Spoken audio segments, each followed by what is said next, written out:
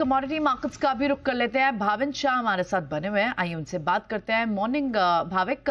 भाविक, आज के लिए आपके सबसे पहले रिकमेंडेशन क्या होगी भाविक? गोल्ड पर, सिल्वर पर किस तरह से आज ट्रेड करना चाहिए? देखिए, गोल्ड और सिल्वर ने ब्रेकआउट दिया है। मैक्रो इकोनॉमिक देखते हैं, एनवायरमेंट देखते तो सपोर्ट कर रहा है। हमने देखा कि डॉलर में एक शार्प डाउन साइड रही है। कल ओवरऑल एडीपी के नॉन फार्म पेरोल डेटा जो है वो भी वीक है।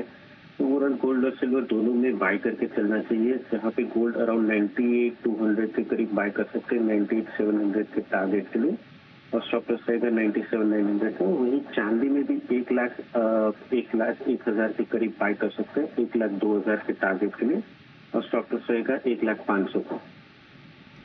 ठीक है, तो ये तो दोनों पर ही ट्रेड हो गए, बाय के। गोल्ड पर भी और सिल्वर पर भी एक बुलिश मूवमेंट देख रहे हैं और यहाँ ट्रेड की सलाह पॉजिटिव साइड है, बाय साइड।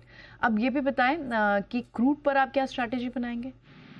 देखिए, कच्चे तेल में बेच के चलना चाहिए, क्योंकि ओपीईडी ने कल देखा है कि जो आगे का एनवायरमेंट है, फोरकास्ट है ग्लोबल ग्रोथ का, वो कम होने वाला है, जिसकी वजह से डिमांड जो है वो कम हो रही है।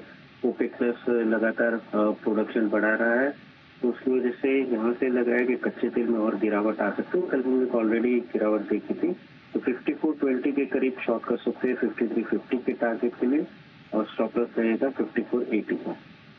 ठीक है, तो ये तो कच्चे तेल पर थोड़ी सी शॉर्ट की सलाह है। बिल्कुल ओवर सप्लाई है और ऑफ कोर्स सप्लाई जैसे से बढ़ेगी तो थोड़ा डिमांड पर भी एक मिसमैच का फंक्शन है प्राइस, और इसी वजह से आपको लगता है कि यहाँ थोड़ा शॉर्ट का ट्रेड इनिशिएट करना चाहिए।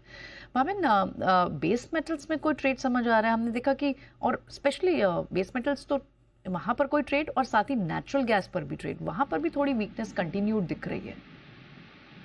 नेचुरल गैस की बात करें तो वो 298 के बाद अगर हमने देखा था एक रैली आई है और अभी थोड़ा कॉन्सोलिडेट कर रहा है, बट ओवरऑल फंडामेंटल्स अभी भी थोड़े बुलिश है। तो नेचुरल गैस में अभी भी मैं लॉन्ग की रिकमेंडेशन करूंगा, अराउंड 315 320 के टारगेट में, 312 का स्टॉप लॉस।